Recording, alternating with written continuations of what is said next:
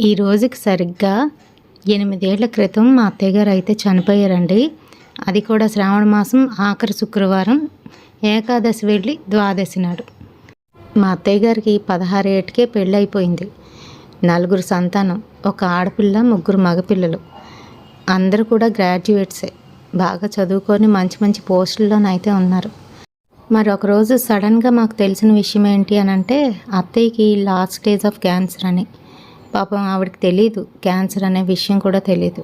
మరి ఎవరి మటుకు వాళ్ళు ఉన్నప్పటికీ కూడాను మేమైతే వీళ్ళతోనే కలిసి ఉండేవాళ్ళమే.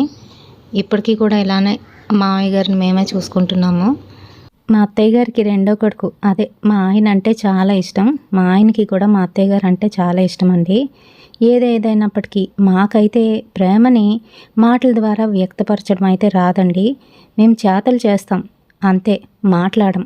బ్రతుకున్నప్పుడు ఎంతలాగా సేవలు చేశామో చనిపోయిన తర్వాత కూడా అలానే చేస్తున్నామండి. ఇదేదో గొప్ప కోసం అయితే చెప్పట్లేదు. ఎందుకనంటే గత 2 సంవత్సరాలుగా మా మామగారు అయితే బెడ్ రిటన్ అయిపోయారు.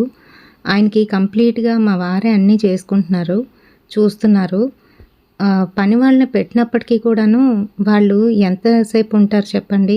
పొద్దున్న ఉంటారు, మళ్ళీ తర్వాత అంతా మనమే కదా చూసుకోవాలి. బ్రతుకున్న తల్లిదండ్రులని అనాథ శరణాలయాల్లో పడేస్తున్న ఈ రోజుల్లోని ఇలా చేస్తున్న ఇతన్ని చూస్తే నాకైతే నిజంగా ఒక హీరోలా కనిపిస్తారు మా ఆయన.